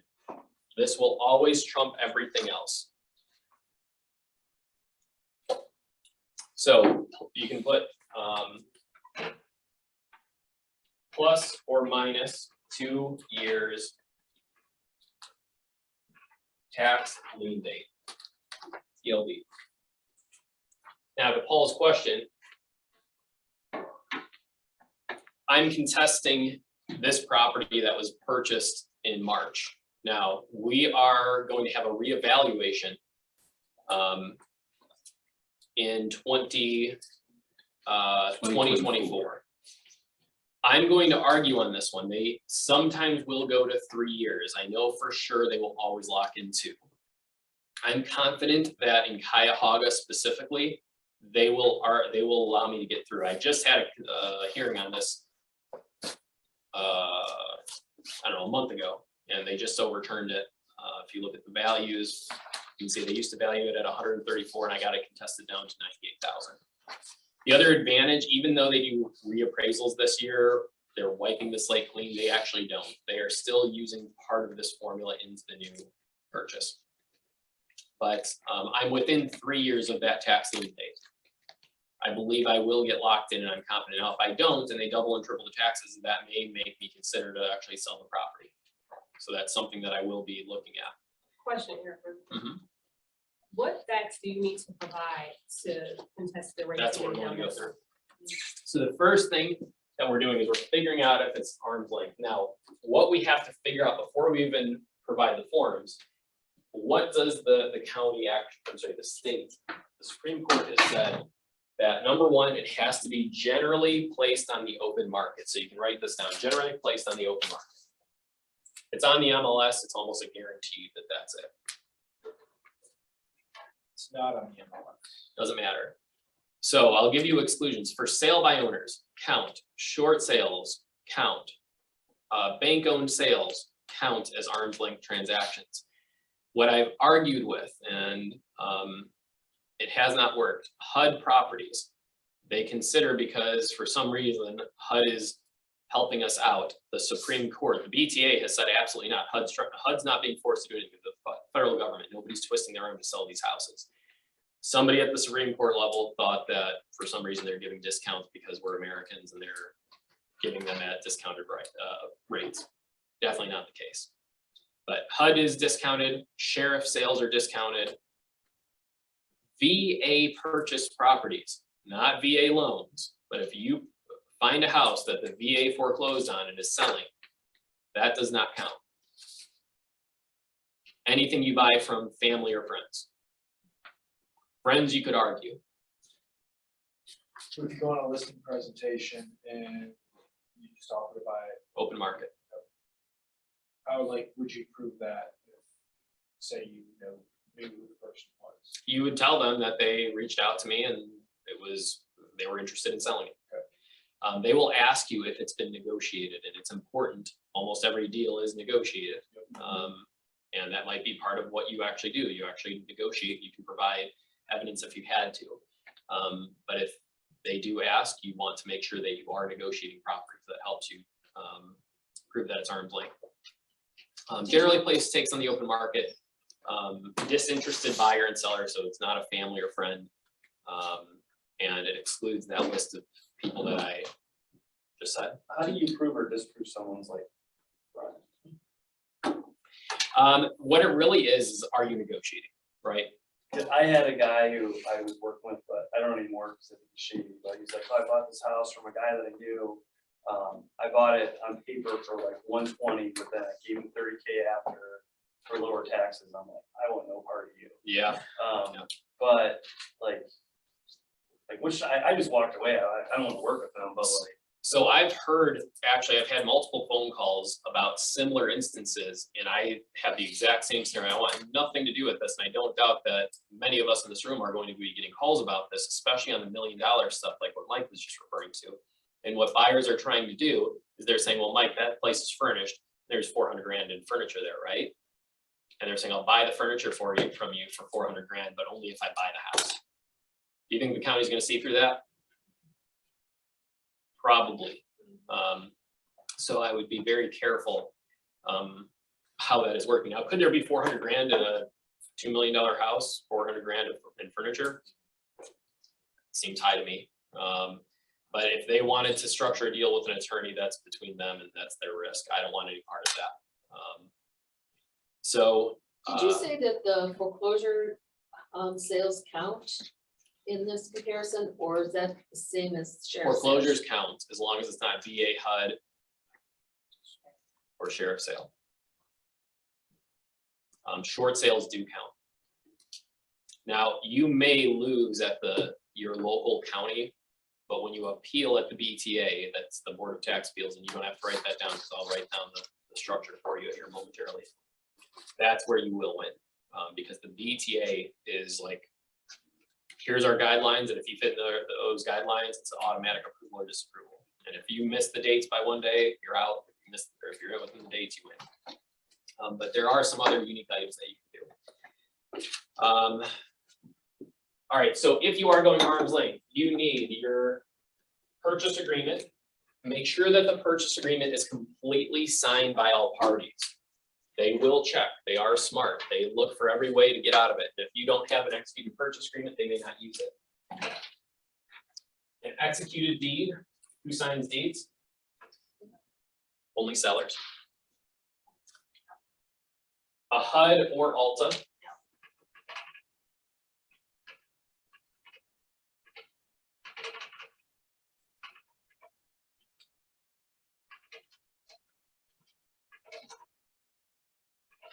And lastly, a conveyance form. Conveyance form, again, usually gets thrown out. If you call your title company for it from a transaction 6 years ago, you're not gonna find it. Sometimes you can find a lot of these forms on the county recorder site. You can find your deeds, sometimes conveyance fees, some counties do it. But a lot of that you can find. HUD statements you can get from the title company, your purchase agreements, hopefully you have. If you submit those, and all you do is you email them to them, and they do need those in most counties 2 weeks ahead of time so they can upload them. They'll claim they review them, they typically don't. But make sure everything is signed, make sure it's completed, take a quick glance at it. The only other thing that excludes it from an arm's length transaction is in the purchase agreement. If there's something funny about the purchase agreement where you're like, the seller's paying for 2 years of taxes ahead of time. Like, that is not a common thing to have. Which you may want to actually prove that it's not an arm's length transaction. Why would you actually want to actually prove that it's not an arm's length transaction and add something to your contract like that? So that the value doesn't go up. It's a protection actually against, exactly. So Mike's could somehow have an attorney put that deal together and make a funky deal where they're buying 400 grand in furniture, and they can even be paying more. They can make an argument, and I'm not telling your clients to do this, I'm telling them to talk to an attorney. They can protect themselves potentially against going up on that high number and disproving it, which means that the county auditor then would come up with their best valuation, which brings us to our next point that we do, which is an appraisal. So if we have an appraisal, there are a couple of things that we need to make sure that it has. We have to have an effective date of the tax lien date.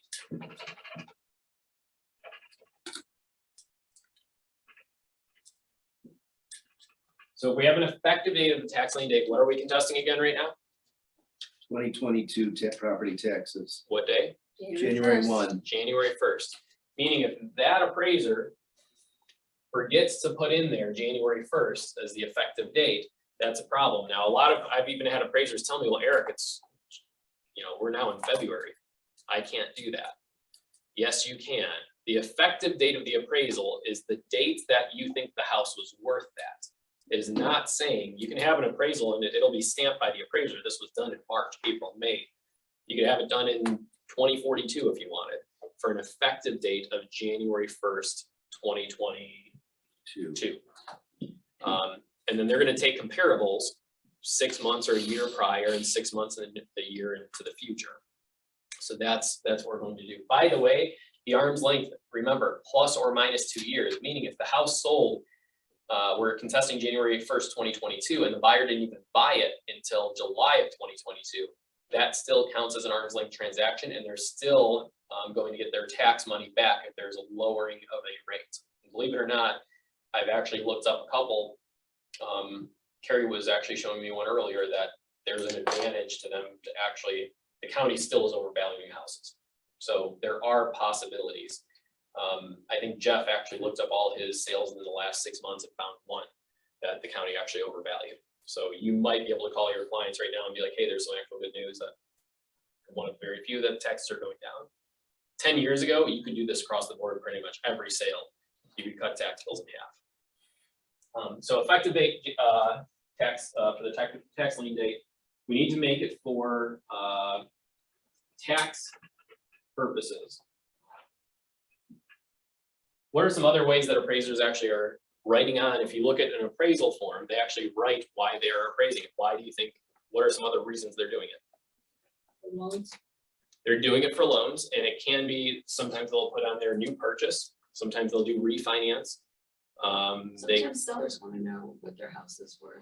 It can just be a personal reason, but it must say for tax purposes. Why, I don't know. Cost of approach, because if it's like insurance, it's a cost approach for the house. Exactly, yeah. They can have a cost approach. Or investment cost, the same thing. Yeah, they can have the income approach, all sorts of different reasons. For divorce. What's that, Yes. for divorce? Yeah. There's all sorts of different reasons that they could be doing this, but yeah, make sure it says for tax purposes. Make sure it is signed by the appraiser. And make sure the appraiser is there to testify. Any evidence that you give, if you give this to your client, you are allowed to testify on their behalf. You are not allowed to act as their attorney. Who can tell me what the difference is? Have to have a logic. And testifying on their behalf versus Being their attorney. being their attorney. Well, we're not attorneys, we're real estate agents, so we can't. That should practice be law. everybody's first note. You cannot be, I can get very dangerous with my clients because I'm trying to describe this. I just have to really say, go to the county auditor, go to the recorder, I'm sorry, not the recorder site, go to the Board of Revision, file on the Board of Revision. I will give you some documents that I know about your property, which would be the documents that we just described here. If not, you should talk to an appraiser and let the appraiser who has experience do that. So you could interview appraisers that you know, or contact appraisers you know and say, hey, have you done Board of Revision hearings? Are you familiar? Now, if you're on the left side and you're going to help testify with your client, which I'd recommend that you do, all you can do is swear that the information that you gave, you can answer questions about it. They may ask you, was it negotiated? How long was the house on the market? That would be it. You wouldn't be under a microscope. They're just genuinely just wanting to know what you know about the property. So any documents that are submitted, they do want somebody to be able to testify on their behalf and the appraiser as well. I've seen Board of Revisions really upset with appraisers, and I've seen them be very kind with appraisers. But you want to make sure that you have somebody who has experience in that group. So now, if you lose at this level and you do all of these things correctly, actually, one more note on this. With the appraisal side, right now we are filing, right? We have to file by March 31st. Is it possible that that appraiser won't give the appraisal to you? Do any of us have appraisals right now that we know the exact number that the appraiser is going to give us? No. So we can make the complaint. We then, at the hearing, can say we would like to modify the complaint to whatever the appraiser tells us. And they'll have you initial a little form. That's very common. Make sure you do modify what you're asking to whatever that appraiser's number is. On that note. Anyways, let's say we win. We're all happy. If we win, I would wait. You need to wait 30 days. Why do you think we need to wait 30 days from our hearing? I'm sorry, from us being delivered that we won? The appeal, right? The school board has the right to appeal, and we also have the right to appeal if we lose. We have to do that within 30 days. So once the appeal timeline is over, you can then call the county. Do you think we should call the county to remind them to update our tax bill? Yes. Do county employees typically just like automatically do things on their own without us asking them? They're not a very fast moving company. The next person behind the county, who else should we be updating to make sure we get our savings? Mortgage company, And what do we ask the mortgage company to do? check with the That's county's correct. records. That's part of it. We just tell them do an escrow analysis and they will check the records. Now, before you do an escrow analysis, I want to make sure that they look it up online. Look it up online, make sure, like I just showed you on this one has been updated. So I can call the bank and say, do an escrow analysis and they'll update it. Which office in the county you call auditors or reporters? All of the above, depending on the county. Okay, Usually it starts at the Board of Revision level and then they will tell you, go to the auditor, go to the recorder, go to the treasurer. Sometimes it actually has to go to like 3 different departments and that's why it takes some time. They put it in a stack and it goes through. They are going to be bogged down with these hearings as well coming up. But yeah, if you lose, what I would do is you're going to file at what's called the BTA, Board of Tax Appeals. That's at the state level in Columbus. Now you can go there in person, or you hopefully will just do an online hearing. You also have the ability to waive it. There's a 0 charge to do it with them. And they will also have what's called the statutory transcript uploaded from the Board of Revision. So all of your evidence moves forward. Now, if you want to enter new evidence, this is the last time you're allowed to do it. Once you file it here, then you have to go to the 8th District Court of Appeals. Then you go to the Supreme Court, neither of which you are allowed to upload any more information. They're just saying you've given what you've given. You're not allowed to add more information from that time. Board of Tax Appeals is very smooth, very specific, and they're correct every single time.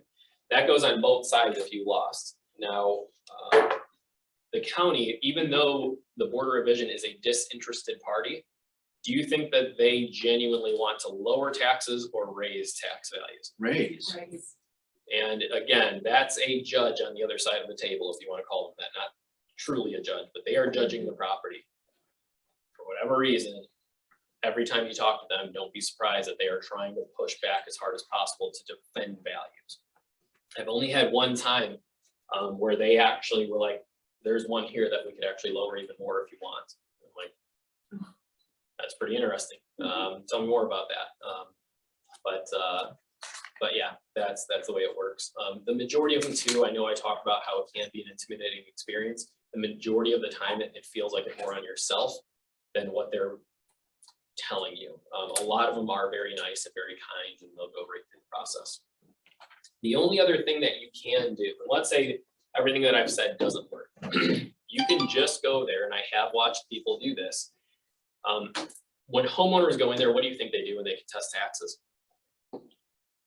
They print off Zillow reports and say, look at what my neighbor did, and look at this, and look at that, and look, here's a picture of my air conditioner, it's broken, how can my house be worth more than my neighbor's? That typically doesn't go very far, but some counties I've actually had people win doing that. At the county level, it depends on who you are, how you're portraying yourself, all of that can work. This is a foolproof method that'll work every time. If you can't go that direction and you still want to contest your taxes, you can. But I think it was Craig that brought it up. Well, could they actually raise values? The answer is yes. So you say the appraiser has to be there for the hearing? Yes. Yeah. Now, most hearings, luckily, since COVID, are now online. So it's a Zoom session. And the appraiser, obviously, they would know, like going in, they're gonna charge the right amount, knowing if they're gonna have to be there for this. That's why I have on here, when you're talking to the appraiser, you have to tell them, number one, I need an effective an effective date for January 1st. Secondly, I need you to write on here, it's for tax purposes. Number three, I need to make sure that it's signed by you. And number four, I need you there to testify. If you're not willing to do that, give me a price for that, I don't want it. Normally, when I'm doing these, I'm paying an appraiser $200 to $400 to do it, but I'm also doing 20, 40, 50 of these at a time. If you're doing with one, I would think $600 would be a reasonable number, because they can do what's called a short form. You can write that down, a short form appraisal. Most will accept. So it's an easier appraisal. They're not under the gun or the timeline constraints they are with banks. And again, they're gonna do this, whip it up real quick, give it to you, and then they have a 10-minute hearing through the county. It's not very hard. It was terrible though. Years ago, you'd have to drive downtown pretty much to the Indian Stadium, park across the street, go up 4 floors, sit there and wait while they were 2 hours behind with all your paperwork, and then sit there with the appraiser. That was really a pain. You don't have to do that anymore, luckily. So now, again, if you lose through all of this, you have to face reality, and I would tell your clients this. Unfortunately, we're going to be the bearers of better news than terrible news. And the better news is your payment's going up. The terrible news is if you don't do anything about this, your payment's going to like triple, like we talked about. So I would have a conversation and talk to your clients. This is a great way. The whole purpose of having a database and calling them is to give them value. Unfortunately, the value call that we're giving them is your payment's going up, potentially, if I see that happening. If you get a call, don't worry about it. I want you to call me and let's evaluate and see what the reality of the situation is. And then also, if we can't do it, I want us to be able to face reality as quick as possible, because I don't want you being that person in Chagrin Falls that has a $550 a month payment that's adding up, that's now going to be $1,000 because their bank didn't catch it until November. And it could even be like the most that I would see a bank doing is 12 months. But you can imagine they're losing $7 grand, and then there's another $7 grand. But I pulled up some others that were going up like the $500,000 price range. They were going up $12,000, $14,000 a year. That is a significant challenge, especially for people who maxed out their price range prior to. So, is it going to happen? I don't know. Is it a very real possibility that, just like I showed on my house, when it transferred, they said, nope, $250,000, we're taking every penny of it. I mean, they transferred it on the dot to the penny, what they thought it was worth. The only other item that you can do at these levels. So the first level is going to be making a complaint at the BOR.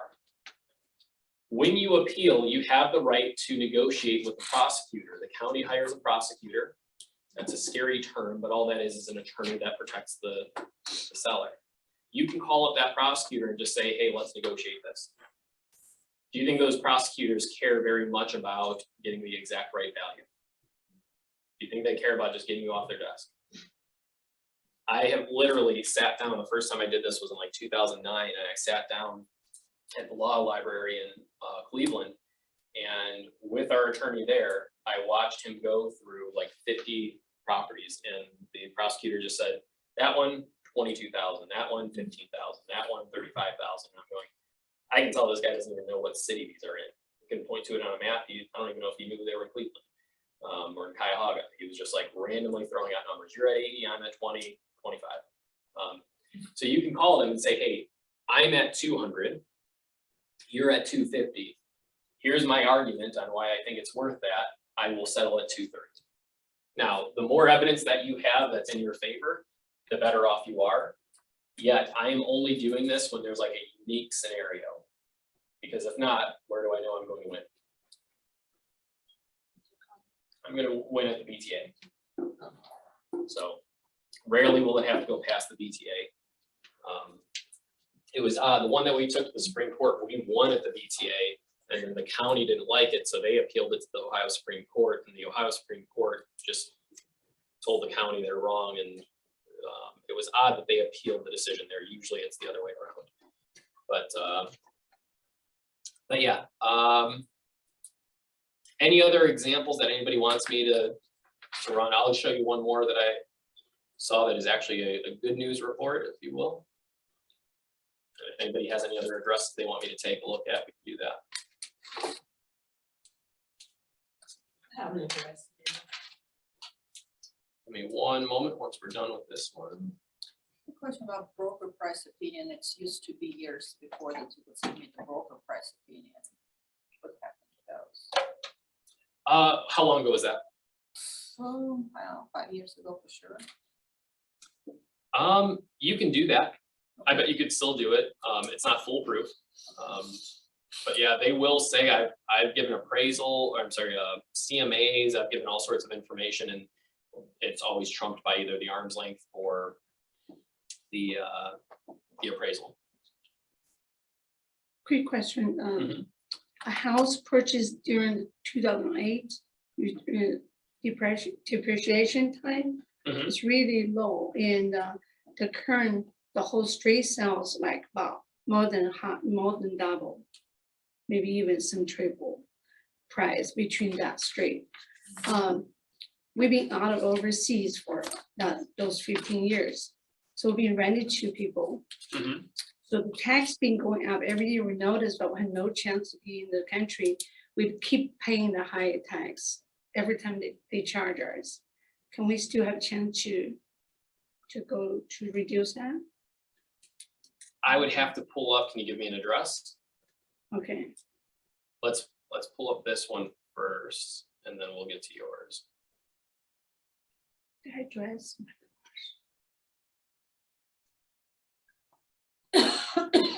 See if I can find the address.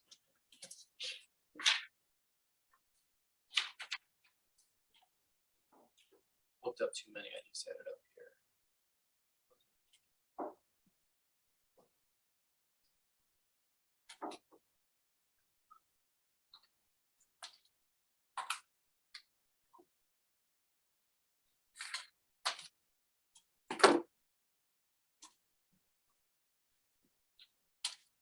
It's crazy. It's not showing up in the recent searches.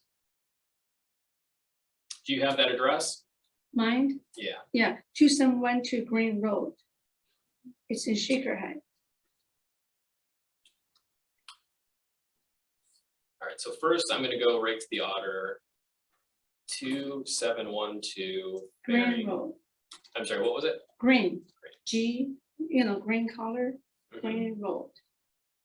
All right, so they're valuing it at 2022. Now, the first thing, I know you already told me this, but you bought it in 2009. Are we within the arm's length transaction timeline, yes or no? No, Definitely not. So that means we have to go with an appraisal. So what I'm doing is I'm looking at it 199,000. Linda, what do you think it's worth? What's that? What do you think the property is worth? The current? Mhm. All the neighbors over between 240, 290, some even 320, So they're valuing it right now at 199,1 okay, So- for the tax. for the taxes. So if you can test, chances are, But I bought way lower than that. right, but just because you bought it, it was outside of that 2-year statute, right? So you would have to have bought by January 1st, 2019, because that's 2 years subtracted off the 2022. Sorry, 2020, January 1st, 2020. Potentially 2019 you could. But we're way outside of that timeline, so we have to argue with an appraisal. So I would call an appraiser and say, can you argue this down lower than 200? From what I'm hearing, chances are no. I see. So I would not do anything with that. Any other examples that anybody wants to take? Another question. Yeah. Again, when you go in there, they're asking you for the improvement, you pull the roof permits, you pull, Yeah. like, HVAC permits. From what I've heard from the Mhm. people, the county would go based on how much you put into that repairs, added to the property value. So the only time that they will do that, there is a 50% argument. Meaning that if you buy a house for 50 grand and you put more than $25,000 in it, yes, it excludes it from an arm's length transaction, and they will, their best way to value it is either an appraisal that you would have to give, because who's allowed in the property? Only your appraiser. Okay. Or if you're putting, again, in that case, you would have $75,000 total or $78,000. As soon as it hits that 50% mark, it excludes it out of the, Okay, Yeah. so the 50% of the improvement, what they could estimate, if it's over the. correct. Do you have experience with appraiser to recommend it? So I used to give out names, and those appraisers have said never give out my name again, because I got like 30 phone calls the next day. If you, the reason why is what we normally do is I'll call an appraiser and say, hey, Mr. Appraiser, Mrs. Appraiser, I got a house, 123 Main Street. Take a quick look at it before we spend all the time of you going out to the property. By the way, they do need to be in the property. It can't be a drive-by. Go in the property and take a look at it. Give me what you think this target number is. And they'll call me back and go, Eric, the house is worth 200. And I'll go, great, it's 275, go ahead and do it. Normally it's 30, 40 grand that I need to be seeing for it to be worth my while, even 20 grand sometimes. If I'm doing a bulk package, definitely 10 to 15,000, I would even argue. But yeah, to answer your question, that's how I would handle it. Okay. You can look up different appraisers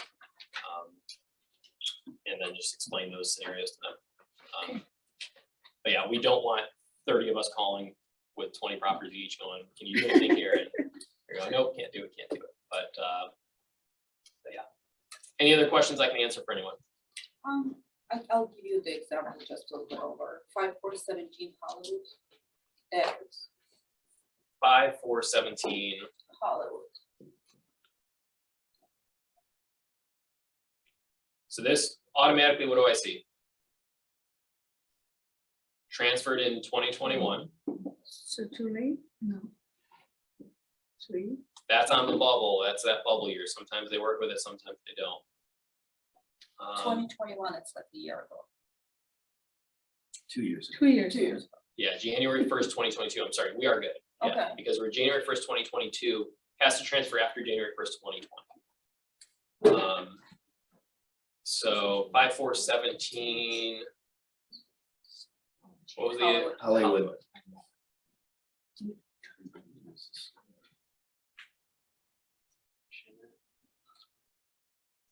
That's odd. There's still the one is like for some reason funny with shake. Was it be the maple one or the Parma one? Maple? So yeah, it shows that it transferred, so I would give all those documents on the left, but I also, before I do that, I want to look up what the values are. They're valued at 74,000. Should we file yes or no? And it transferred for what price in 2021? 50,000? I would, yeah,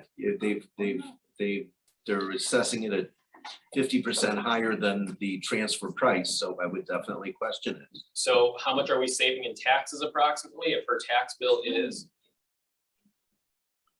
2,800. Just 1,300 1,400 a year, we're gonna cut that down by, by 600 to 700. yeah, so 600 to 700 times what? 6 years, 3 times 6. so what's that come out to be?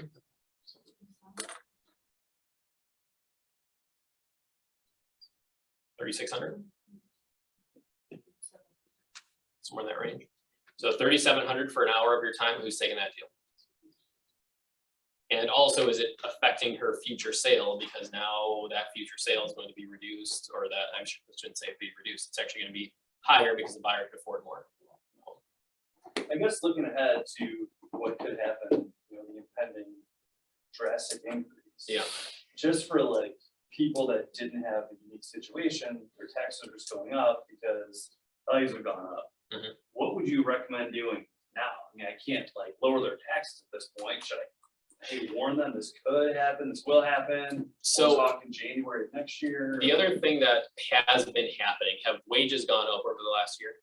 For some people, For many, not all. I would let them know potentially this could be a problem. I've had some people say that they're all already going to start putting away a savings account. And I was like, that's actually the smartest thing you can do. Worst case scenario, you put $100, $200 away, you can figure out what you need to do over the next 6 months or a year. I mean, there are going to be people, I'm not gonna say it's another 2008, there will be people that this is going to make them not able to afford their home anymore, even with great interest rates. Do I think that's going to have a mass effect where we're going to be getting calls left and right the day after this happens? No. But there will be people, unfortunately, that are going to not know what to do. They're going to ignore this scenario. We've had it happen in the past. I've had these calls. I feel like I get them like once every other year of somebody that's like, I need to fight my taxes, and I ignored all this stuff. There's nothing I can do for you.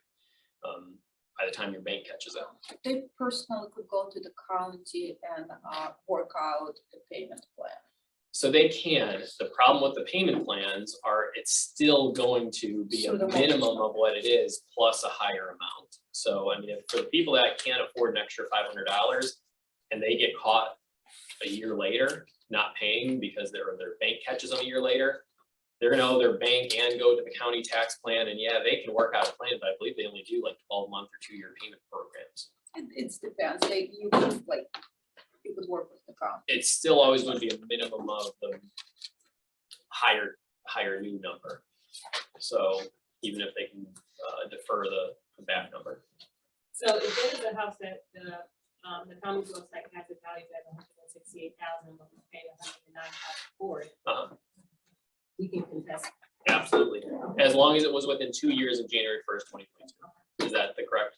Mhm. Yeah, and you should be, just give those items on the left, hand them in, file it. I would file it immediately. Next year, they're gonna be swamped with filings. And yeah, that's how you handle it. And could this scenario only be used for, this will be for the clients that you assist that you already have, right? You know, you can do this for anybody that you want. I mean, it's a great prospecting tool. Years ago, I used to call up investors. That's how I got one of the investors I've done. I'm selling one of his houses right now. We've sold probably 50 units with him.